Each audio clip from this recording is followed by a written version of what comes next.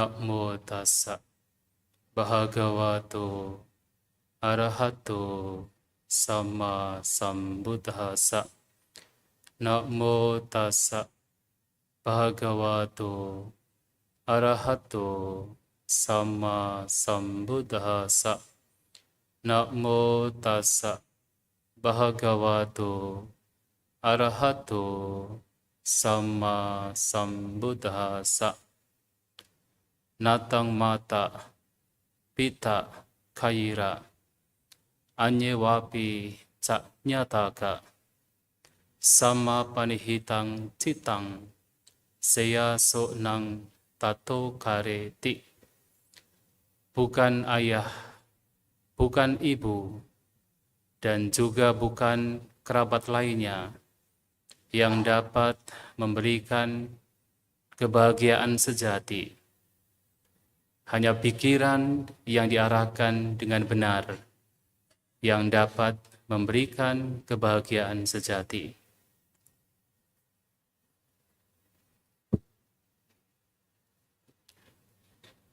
Yang saya hormati para Rama-Ramani, Bapak Ibu, Saudara-saudari sekalian yang berbahagia, selamat pagi semuanya, terpujilah Sang Buddha, Namo Buddhaya.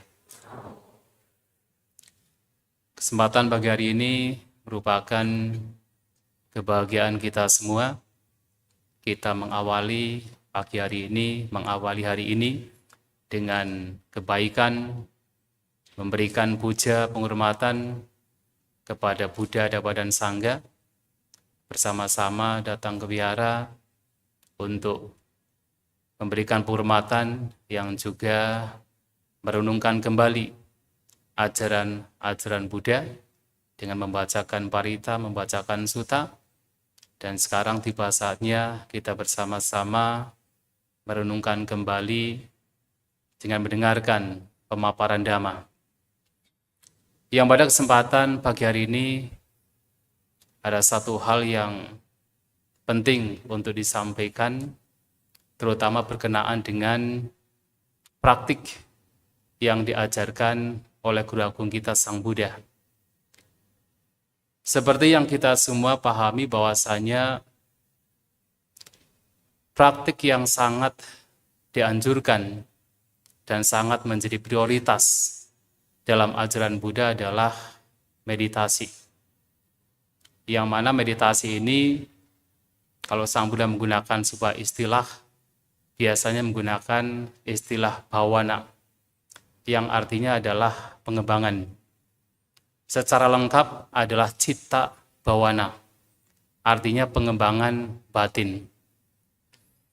Dan pengembangan batin ini mengapa menjadi satu hal yang kita semua harus memahami, dan bahkan kita umat Buddha yang meyakini ajaran Buddha harus mempraktikkan. Karena ini adalah praktik yang memberikan kebahagiaan kepada siapapun, baik kebahagiaan secara duniawi dan bahkan kebahagiaan secara spiritual, itu berawal dari praktik meditasi, praktik mengembangkan batin.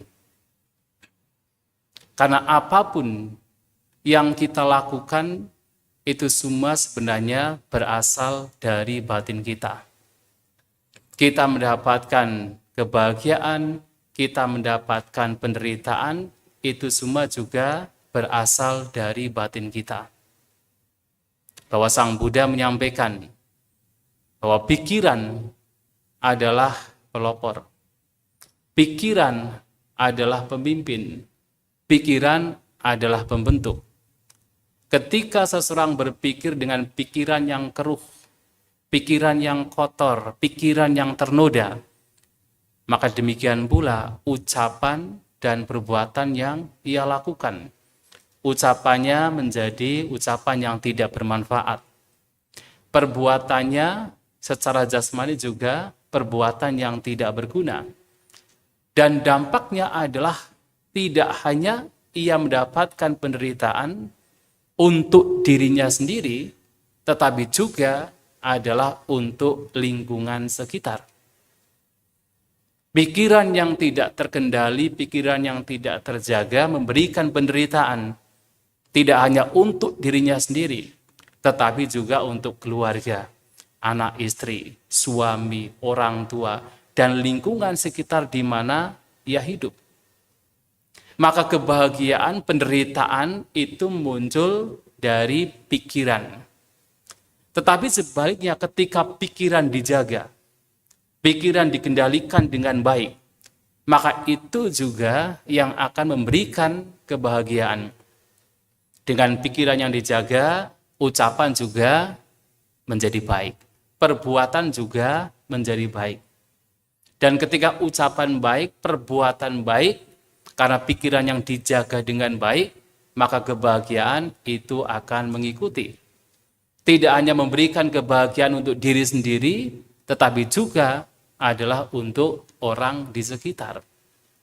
Dan bahkan tidak hanya kebahagiaan yang sifatnya masih duniawi, hidup harmonis dalam keluarga, hidup tentram di lingkungan sekitar.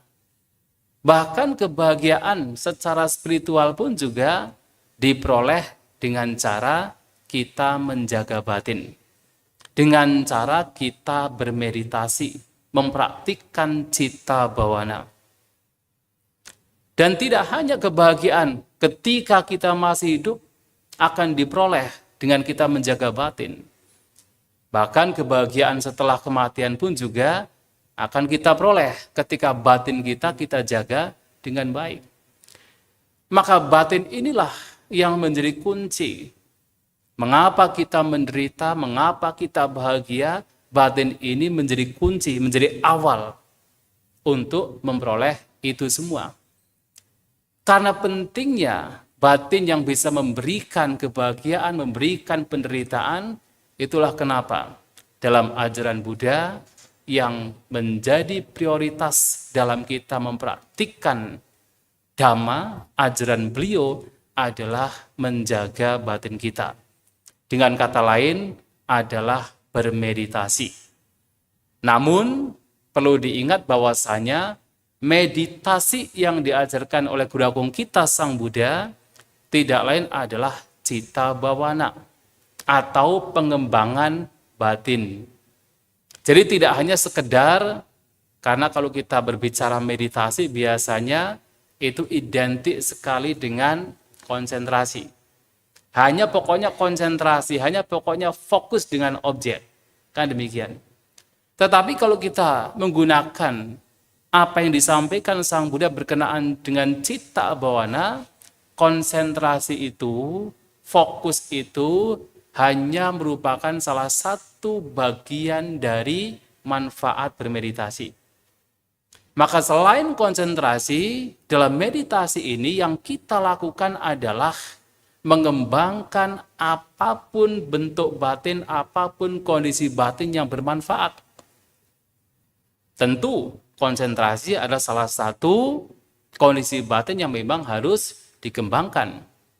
Tetapi selain konsentrasi adalah mindfulness, perhatian kita, kewaspadaan kita, kemudian semangat kita, kemudian kebijaksanaan kita, ketenangan batin kita, keseimbangan batin kita, kesabaran.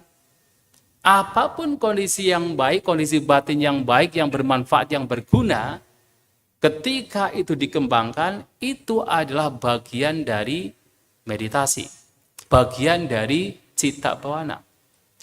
Maka dalam citta bawana ini, meditasi ini yang harus kita jadikan sebagai prinsip, dan itu harus diimplementasikan ke dalam praktik meditasi itu sendiri adalah dua hal.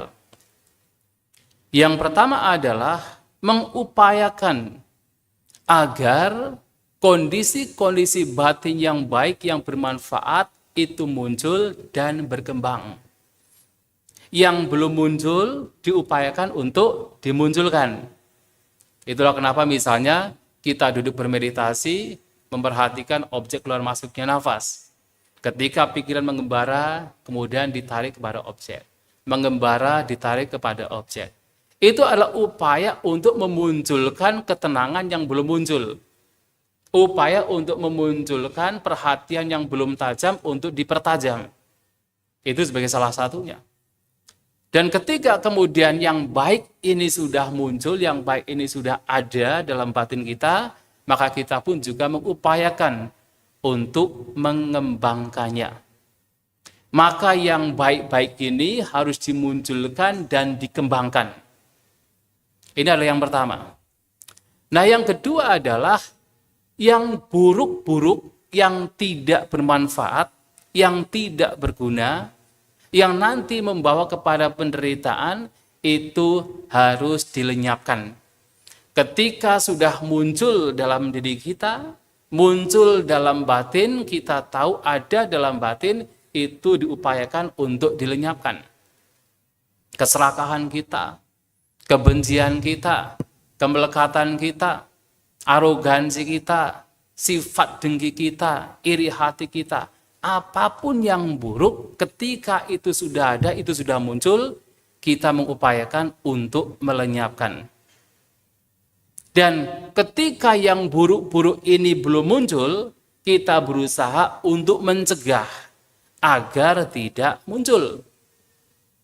Nah, dengan cara demikian, itulah yang disebut sebagai citta bawana atau meditasi atau pengembangan batin. Nah, sekarang yang menjadi pertanyaan ke dalam diri kita adalah, kalau memang meditasi ini adalah upaya untuk melenyapkan pikiran-pikiran yang buruk, kita melihat ke dalam batin, kira-kira kapan pikiran yang buruk itu bisa muncul? Kalau diperhatikan ternyata setiap saat, setiap momen, setiap waktu pikiran buruk itu bisa muncul. Pada saat kita diam, bisa muncul. Pada saat kita tidak diam, bisa muncul. Pada saat kita menggunakan 6 indera kita, saat melihat, saat mendengar, saat membaui, menggunakan ke-6 indera kita, kotoran batin juga ternyata bisa muncul. Pada saat kita berjalan, kita duduk, berdiri, kita berbaring, kotoran batin itu bisa muncul. Dalam apapun aktivitas yang kita lakukan, ternyata kalau kita perhatikan, pikiran-pikiran yang tidak berguna, yang tidak bermanfaat, itu ternyata bisa muncul. Itulah kenapa kemudian, karena pikiran yang buruk, yang tidak bermanfaat bisa muncul kapan saja, maka meditasi, citta bawana yang diajarkan oleh Guru Agung kita Sang Buddha hendaknya dipraktikkan setiap saat, setiap momen. Sejak kita bangun tidur sampai menjelang tidur. Dalam apapun aktivitas, kita berusaha untuk mengembangkan batin kita. Maka kalau Bapak Ibu, barangkali tadi Karanimetta Sutta dibaca? Nggak dibaca ya. Nah, terkadang ketika membaca Metta Sutta atau Karanya Metta Sutta, nah di sana bahkan dikatakan ketika seseorang memang berusaha mengembangkan cinta kasih, mengembangkan metta, dan metta itu dikembangkan tidak hanya pada saat datang ke wihara, duduk bermeditasi, kemudian pemimpin Pujapati mengatakan, yuk mari kita bersama-sama mengembangkan cinta kasih, merenungkan sabe sata bawantus kitata. Itu pengembangan cinta kasih, tetapi tidak hanya itu saja. Dalam khotbah tersebut, Sang Buddha menyampaikan titang carang nisinowa sayanowa yawa tassa wigatamido. Bahwa pengembangan cinta kasih hendaknya dikembangkan baik ketika kita berdiri titang, maupun kita sedang berjalan carang. Apakah kita juga sedang duduk ataupun berbaring, selama kita tidak terlelap tidur, pengembangan cinta kasih itu bisa dilakukan. Dan artinya bahwasanya pikiran-pikiran yang baik ini, yang mesti dikembangkan ini, bisa dipraktikkan dan harus dimunculkan setiap momen, setiap saat. Sementara yang buruk-buruk, yang merintangi batin kita untuk berkembang, itu harus dilenyapkan kapanpun itu muncul. Dan karena itulah maka meditasi ini yang diajarkan Sang Buddha adalah setiap saat. Kuncinya adalah kita menjaga batin kita. Nah, dalam menjaga batin kita ada 3 hal yang harus dimunculkan. Yang pertama, kita harus memiliki pandangan yang benar atau memiliki kebijaksanaan. Kita harus paham, kita harus tahu mana yang benar, mana yang salah, mana yang bermanfaat, mana yang merugikan, mana yang tercela, mana yang terpuji, mana yang kalau dikembangkan membawa kepada kebahagiaan yang sebenarnya, mana yang ketika dikembangkan justru membawa kepada penderitaan. Mengetahui kusala dan akusala dalam bahasa Dhamma, apa yang baik, apa yang tidak baik, itu adalah kebijaksanaan. Jadi Bapak Ibu, saudara-saudara sekalian datang ke wihara, berdiskusi Dhamma, mendengarkan Dhamma, membaca buku Dhamma, itu semua adalah dalam upaya untuk mengakumulasi kebijaksanaan. Untuk memahami mana yang baik, mana yang tidak baik. Mana yang bermanfaat, mana yang merugikan. Nah, ini adalah modal. Kebijaksanaan pengetahuan demikian adalah modal dalam pengembangan batin. Tetapi tidak hanya kebijaksanaan atau pengetahuan tentang mana yang baik dan yang buruk, yang kedua itu juga harus dimunculkan. Yang kedua adalah kita harus memiliki sati, memiliki mindfulness, memiliki perhatian, kewaspadaan. Kita mindful dalam apapun yang kita lakukan. Nah, dengan kita mindful, kita waspada, kita perhatian terhadap apa yang kita lakukan saat ini dan sekarang, maka kita akan mengenali, kita akan mampu mendeteksi apa yang saat ini sekarang sedang terjadi pada batin saya. Itu hanya dengan perhatian. Kalau kita teledor, kita lengah, kita tidak ada perhatian, maka apapun yang sedang terjadi, kita tidak tahu. Namun ketika kita punya perhatian, kita punya kewaspadaan, senantiasa membawa batin ke sini, ke saat ini, tidak dibiarkan berkeliaran mengembara, maka apa yang sedang terjadi itu akan diketahui. Ketika pada waktu itu yang muncul adalah pikiran-pikiran yang tidak berguna, maka juga dikenali, oh, ada pikiran yang tidak berguna. Tetapi mengetahui ini sebagai pikiran tidak berguna karena apa? Karena kita sudah belajar. Karena kita sudah mulai mengakumulasi kebijaksanaan. Maka kita mengenali apa yang sedang terjadi dengan kewaspadaan dan kita tahu ini baik, ini tidak baik karena kebijaksanaan. Maka ada sati, kewaspadaan yang tujuannya adalah untuk mendeteksi, untuk mengenali apa yang sedang terjadi, dan kebijaksanaan untuk bisa melihat ini baik atau ini tidak baik. Tetapi ternyata hanya perhatian, hanya kebijaksanaan juga sebenarnya tidak cukup. Ada kualitas yang ketiga yang juga harus dimunculkan. Yang tidak lain adalah daya upaya yang benar.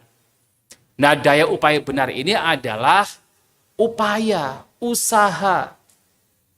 Ketika diketahui bahwa yang muncul dalam batin itu adalah pikiran-pikiran yang tidak berguna, jadi dengan perhatian mengenali, dengan kebijaksanaan bisa mengetahui, oh ini tidak berguna.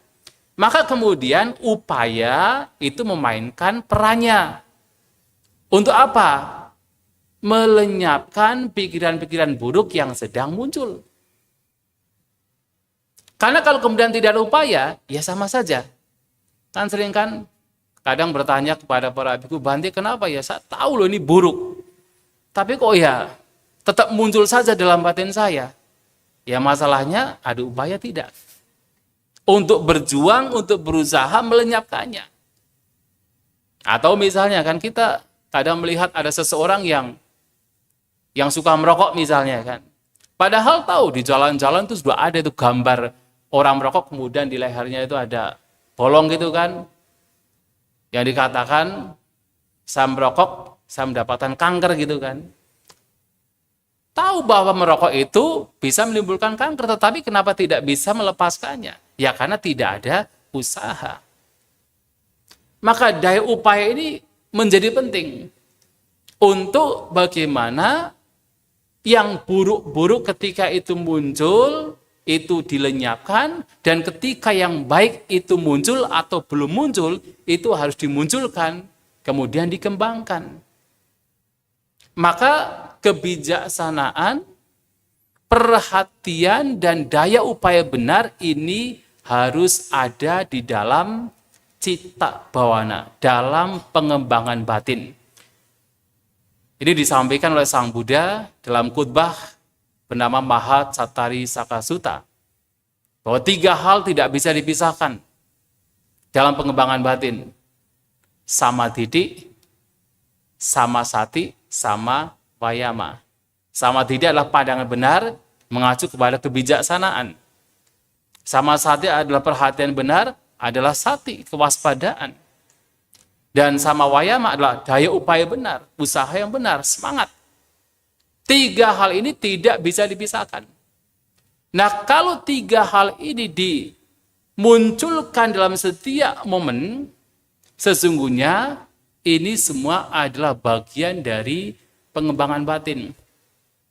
Nah, oleh sebab itu, dalam pengembangan batin ini, karena setiap saat, setiap waktu, kuncinya adalah 3 hal ini itu dimunculkan, maka sebenarnya meditasi yang diajarkan Sang Buddha ini sifatnya adalah berkesinambungan.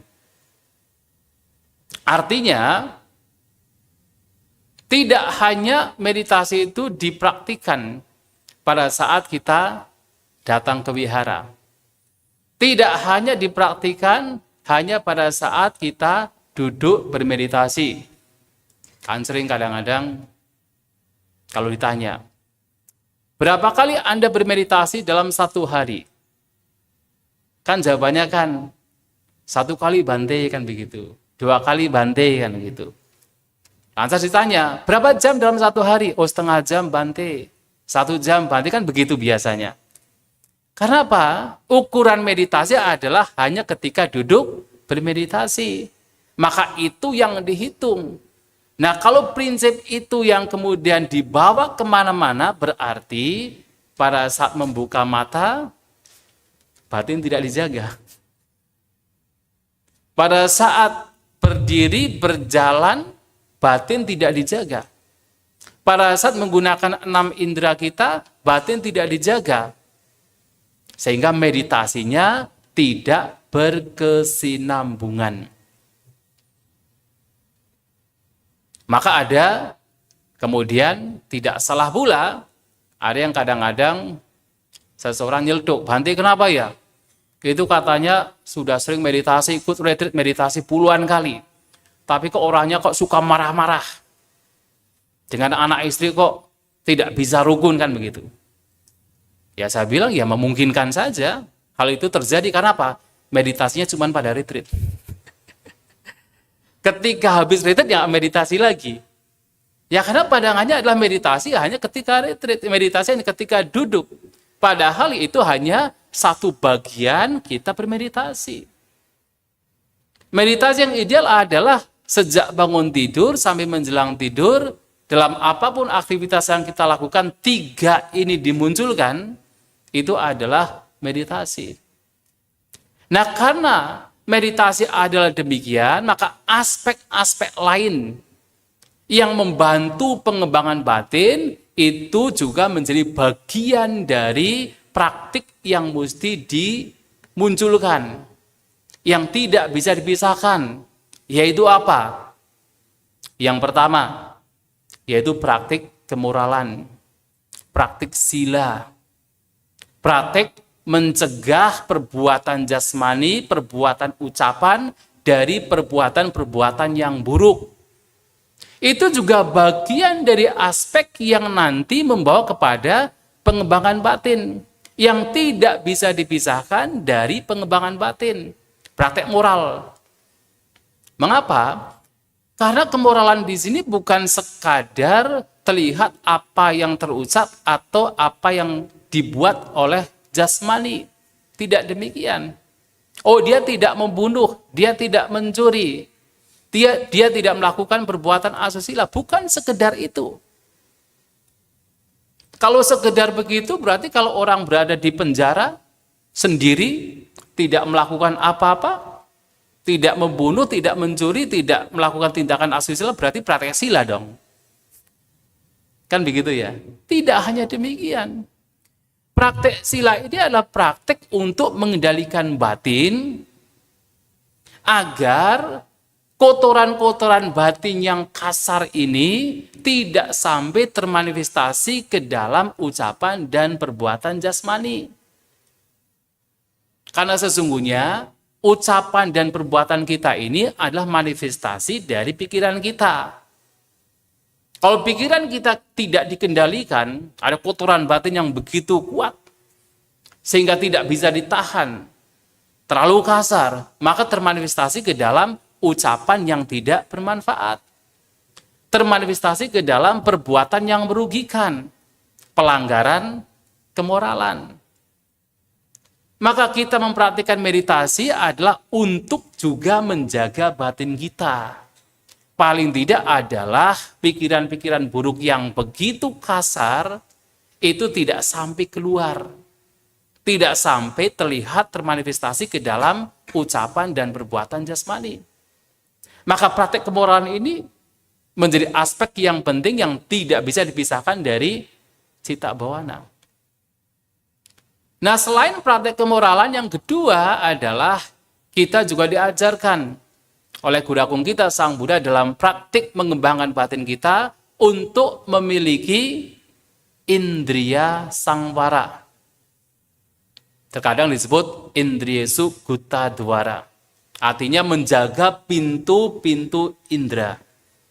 Mengendalikan indera-indera kita. Bagaimana kita mengendalikan indera-indera kita adalah juga sama.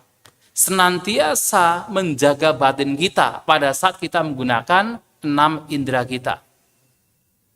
Karena kotoran batin, pikiran-pikiran yang buruk itu muncul pada saat kita menggunakan mata kita. Pada saat kita menggunakan telinga kita, menggunakan hidung kita, lidah kita, jasmani kita, apalagi pikiran kita. Itu bisa muncul. Ketika kita melihat bentuk dengan mata, dan yang muncul adalah bentuk yang tidak menyenangkan. Mungkin seseorang yang pernah menghujat kita, menghina kita. Kemudian apa yang muncul pada waktu itu? Perasaan tidak menyenangkan muncul. Dan tidak hanya perasaan yang tidak menyenangkan. Ternyata ketika perasaan tidak menyenangkan muncul, kalau tidak hati-hati, kebencian itu akan muncul. Ketidaksukaan akan muncul. Nah, kemunculan dari kebencian ternyata bisa terjadi ketika melihat objek. Demikian pula, ketika kemudian melihat objek yang menyenangkan, kalau tidak hati-hati, apa yang terjadi? Keserakahan muncul. Perasaan menyenangkan muncul, kemudian di situ diikuti oleh keserakahan, diikuti oleh nafsu ragawi. Dan itu semua adalah kotoran batin yang nantinya membawa kepada penderitaan. Karena kotoran batin bisa muncul pada saat kita melihat, mendengar, membaui, menggunakan 6 indera kita. Itulah kenapa Sang Buddha dalam praktik cita bawana ini, pengembangan batin ini, 6 indera kita pun juga harus dijaga. Dengan cara apa? Ketika tahu ternyata kebencian muncul, Karena kita punya perhatian, maka kita tahu, oh sekarang kebencian menguasai pikiran saya ketika melihat orang yang dulu pernah menghujat saya. Maka diketahui ada kebencian. Setelah diketahui, apakah kemudian diam saja? Ya tidak. Mengupayakan bagaimana supaya kebencian yang sedang muncul ini redam, bahkan bisa dilenyapkan. Nah, ketika melihat demikian, dengan penuh perhatian, dengan kebijaksanaan dan upaya untuk melenyapkan kotoran batin yang muncul, apakah kebencian ataukah keserakahan, itulah cita bawana. Itu bagian dari pengembangan batin. Maka indriya samvara ini juga bagian dari yang harus dipraktikkan dalam mengembangkan batin kita, selain sila. Nah, yang ketiga, yang Sang Buddha juga menyampaikan, kita juga harus mengembangkan rasa puas. Santuti. Kita harus punya rasa puas. Rasa puas di sini adalah mensyukuri apa yang sekarang kita sudah memperoleh. Sebenarnya kalau kita bicara bagaimana yang terpenting agar pokoknya kita bisa survive, mau tidak mau, bukan berarti kalau kita itu mengembangkan rasa puas, berarti harus miskin, tidak demikian ya. Berarti harus menggunakan pakaian compang-camping, ya tidak demikian juga. Ini ada kondisi batin. Kondisi batin yang mengetahui apa yang dibutuhkan dan apa yang diinginkan. Kalau kita membutuhkan, yang memang itu adalah kebutuhan, itu adalah sesuatu yang urgent, yang harus ada, ya memang itu harus diupayakan. Tetapi kalau hanya sekedar mengumbar hawa nafsu, mengumbar keinginan yang sesungguhnya itu tidak dibutuhkan, itulah artinya seseorang tidak memiliki santuti atau rasa puas. Dan itulah rasa puas ini, kalau Sang Buddha menyampaikan, adalah justru yang disebut sebagai perolehan tertinggi. Ya kan, santuti paramang labang. Bahwa rasa puas adalah perolehan yang tertinggi. Ya, itu bukan kekayaan, maksudnya bukan materi yang dikatakan sebagai perolehan tertinggi. Kenapa? Karena kalau ukurannya materi, berarti semua orang yang kaya raya itu pasti bahagia ya. Ternyata tidak. Tidak semua orang yang kaya raya itu bahagia kan. Justru kenapa sekarang misalnya orang sudah punya kekayaan yang banyak, tetapi kok masih misalnya terkena kasus bribing, terkena kasus suap misalnya gitu. Padahal kalau dimakan sampai mati pun juga tidak akan habis. Mungkin dimakan dengan anak cucunya juga 7 turunan nggak akan habis kan. Tapi kenapa masih melakukan tindakan-tindakan yang hanya sekedar mengumpulkan kekayaan dan merasa tidak puas dengan apa yang sedang dimiliki? Maka kita bisa melihat bahwa ternyata kekayaan itu walaupun penting tetapi tidak menjadi jaminan seseorang untuk hidup bahagia. Maka rasa puas inilah yang menjadi jaminan kita hidup bahagia. Sehingga rasa puas ini pun juga baik untuk kita munculkan. Yang harus kita miliki, yang itu memang dibutuhkan, itu memang sebagai setidaknya 4 kebutuhan pokok, itu memang harus diupayakan. Karena itu adalah untuk supaya seseorang bisa survive. Tetapi yang lain-lainnya itu adalah sekunder. Dan kalau orang bisa puas dengan apa yang sedang dimiliki, selama yang itu memang urgent untuk dimiliki, itu sudah ada, itulah rasa puas. Dan itu juga salah satu hal yang baik untuk dimunculkan dalam batin kita. Nah, selain rasa puas, Sang Buddha juga menyampaikan bahwa kita pun juga harus mengembangkan yang disebut sebagai jagara. Jagara itu adalah wakefulness. Wakefulness itu adalah keterjagaan batin. Terjaga. Maka istilahnya jagara, jadi kata jaga. Wakefulness, keterjagaan batin. Dalam praktek wakefulness ini adalah kita sejak bangun tidur sampai menjelang tidur senantiasa menjaga batin kita, mengupayakan untuk membersihkan batin kita dari apapun pikiran yang buruk. Seperti tadi, apapun pikiran yang buruk yang muncul, ketika itu muncul, mengupayakan, meyakinkan itu jangan sampai berkembang dan harus dilenyapkan. Nah, itu adalah jaga dan penting. Dan ini juga bagian dari cita bawana. Sejak bangun tidur sampai menjelang tidur. Dan selain jagara, adalah juga sati sampajana. Kita harus memiliki sati, perhatian, kewaspadaan, dan sampajana, pengetahuan. Sampajana di sini adalah mengetahui apapun yang kita lakukan, apakah ini bermanfaat atau tidak bermanfaat. Maka ketika dikatakan, ketika berjalan harus dengan sampajana. Ketika kita duduk harus dengan sampajana. Ketika kita melakukan aktivitas lainnya, itu harus dengan sampajana. Akan tetapi sampajana di sini adalah mengetahui ketika kita berjalan tujuannya apa. Tujuannya bermanfaat atau tidak bermanfaat. Kalau ternyata berjalan kok tujuannya tidak bermanfaat, harus berhenti.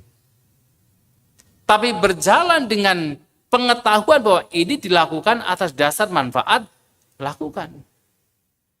Demikian pula duduk. Tujuannya apa? Duduk ini karena kebencian atau karena bermanfaatan. Kalau itu ternyata adalah karena sesuatu yang bermanfaat, lakukan. Tetapi ketika itu sesuatu yang sebenarnya adalah pengembangan kotoran batin, jangan lakukan. Artinya apa? Mengetahui apa yang dilakukan ini bermanfaat atau tidak bermanfaat. Misalnya seorang praktisi meditasi. Pada suatu hari, ia tahu bahwasanya di bawah pohon Bodhi itu tempatnya rindang dan sangat baik untuk digunakan sebagai tempat meditasi duduk. Maka dia datang ke sana untuk bermeditasi duduk. Ketika dia melakukan demikian, tahu bahwa tempat tersebut bermanfaat dan bisa membantu dalam pengembangan batin. Dan itu sampajana. Tapi kemudian di hari besoknya, di tempat yang sama di bawah pohon Bodhi tersebut sedang dilakukan Bodhi puja. Penghormatan terhadap pohon Bodhi dan di mana banyak orang yang datang ke sana untuk melakukan puja. Dan dia tahu, kalau saya datang ke sana bermeditasi bukannya konsentrasi yang muncul, malahan kegelisahan yang muncul. Maka dia tidak jadi datang ke sana. Nah, ketika dia tidak datang ke sana karena tahu ini tidak bermanfaat, itu juga sampajana. Artinya sampajana di sini adalah mengetahui apapun yang dilakukan apakah bermanfaat atau tidak bermanfaat. Itu juga harus dikembangkan. Dan tentu pengembangan demikian atas dasar sering mendengarkan Dhamma, berdiskusi Dhamma, sering merenungkan Dhamma, melalui pengalaman langsung dari sebuah pengalaman yang diulang-ulang sehingga paham, oh ini tidak baik, ini baik. Itu sampajana. Nah, biasanya Sang Buddha kepada para siswa beliau, ketika seorang siswa sudah terlatih dalam hal-hal tersebut, moralnya bagus, memiliki indria sangwara, orang demikian juga puas dengan apa yang ada, bersyukur dengan apa yang ada, senantiasa batinnya terjaga dengan baik, memiliki mindfulness, perhatian, dan juga kebijaksanaan. Nah, biasanya beliau akan menyampaikan, cobalah untuk pergi ke tempat yang sepi, ke hutan, ke pangkal pohon, ke rumah kosong, ke gunung, ke lembah, ke gua, ke kuburan. Oh, termasuk kuburan juga. Itu anjuran Sang Buddha. Untuk apa di sana? Bukan cari togel, ya. Tapi adalah untuk berupaya melenyapkan 5 rintangan batin. Pergi ke sana untuk berjuang melenyapkan 5 rintangan batin. Jadi, berjuang untuk melenyapkan keinginan-keinginan untuk menikmati kesenangan indrawi. Berjuang untuk melenyapkan kebencian. Berjuang untuk melenyapkan malas, ngantuk. Berjuang untuk melenyapkan kegelisahan, kekhawatiran. Dan berjuang untuk melenyapkan keraguan-raguan di dalam Dhamma. Berjuang untuk melenyapkan 5 perintang batin ketika bertempat tinggal di tempat yang sepi. Dan ketika perjuangan dilakukan demikian, 5 rintangan batin itu lenyap, barulah yang disebut sebagai konsentrasi yang tinggi itu muncul, yaitu pencapaian jana. Vivi cewa kamehi, vivi ca aku salehi damehi. Dengan terasing dari kesenangan indrawi, terasing dari pikiran-pikiran yang buruk, sawi takang sawi carang, dan di sana ada vitaka dan juga wicara, vive kajang piti sukang patamang janang upasampaja viharati.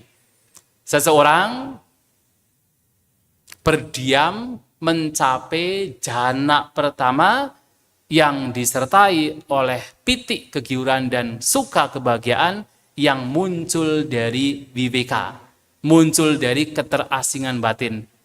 Batin yang terasing dari 5 rintangan batin. Baru kemudian dicapai.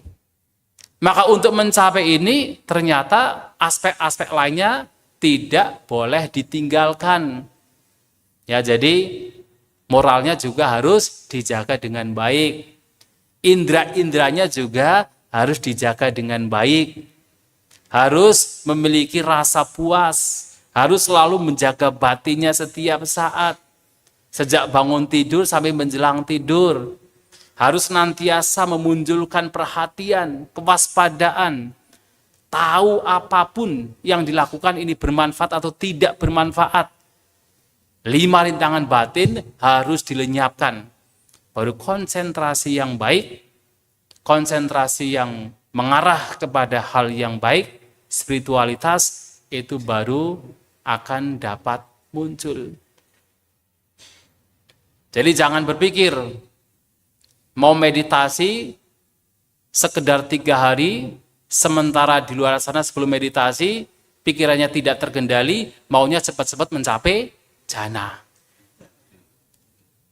Kan kadang demikian ya, wah ini ada guru meditasi, mau ikutlah, pasti saya bisa mencapai jana. Ya bagus motivasinya, harus punya motivasi demikian pula, tetapi jangan kemudian ketika bermeditasi tidak mencapai jana, menjadi kecewa.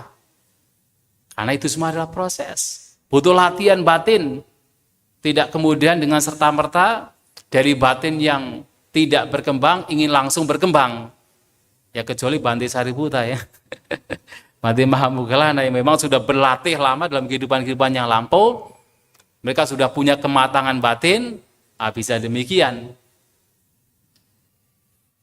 Maka ketika tidak mencapai pun juga, ya memang harus ada banyak hal yang mesti dilakukan. Kemoralan juga harus dijaga.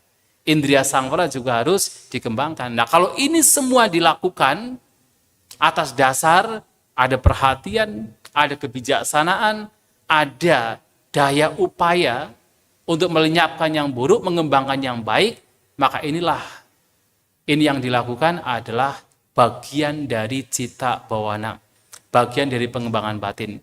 Maka sekali lagi, pengembangan batin adalah praktik yang sifatnya berkesinambungan.